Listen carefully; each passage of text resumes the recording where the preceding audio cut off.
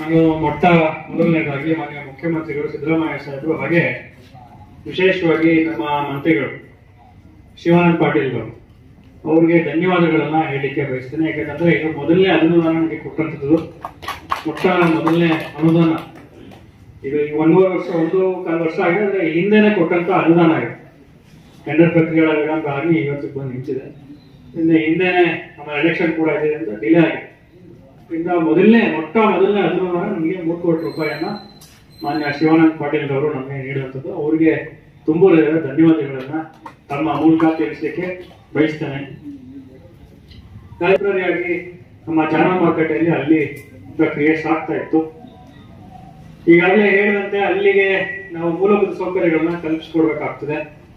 ಅದರಿಂದ ಅಲ್ಲಿಗೂ ಸೇರಿ ನಾವು ಎಸ್ಟಿಮೇಟ್ ಎಲ್ಲ ಮಾಡಿಸಿದ್ದೇವೆ. ಅಲ್ಲಿಗೂ ಸೇರಿ ಕೆಲಸ ಕಾರ್ಯಗಳು ಅದು ಕೂಡ ಆಗ್ತದೆ.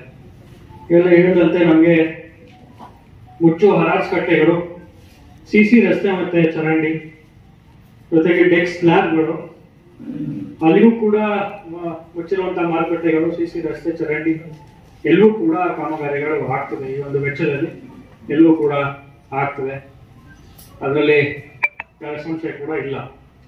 ಆದ್ರೆ ಇವತ್ತಿನ ದಿವಸ ಹಲವಾರು ಮುಖಂಡರುಗಳು ಮಾತನಾಡ್ತಾ ಹೇಳಿದ್ರು, ಒಂದು ವಿಚಾರ ರೈತರಿಗೆ ಯಾವುದೇ ರೀತಿಯ ರಜೆ ಬೇಡ ಅನ್ನೋದನ್ನ ಕೂಡ ವ್ಯಕ್ತವನ್ನ ಪಡಿಸಿದ್ರು. ಅದರಂತೆ ಎಲ್ಲರ ಒಪಿನಿಯನ್ ಅಂತೆ ನಾವು ತಹಸೀಲ್ದಾರ್ ಕೂಡ ಮಾತನಾಡ್ಕೊಂಡು ಅದೇ ನಿರಂತರವಾಗಿ ಒಂದು ಪ್ರಕ್ರಿಯೆ ಸಾಗಲಿ ಅನ್ನೋ ಉದ್ದೇಶದಿಂದ ಯಾವುದೇ ರೀತಿಯ ರಜೆವನ್ನ ಘೋಷಣೆ ಮಾಡೋದಿಲ್ಲ ಅಂತ ಅವರು ಕೂಡ ತಿಳಿಸ್ಕೊಟ್ಟಿದ್ದಾರೆ.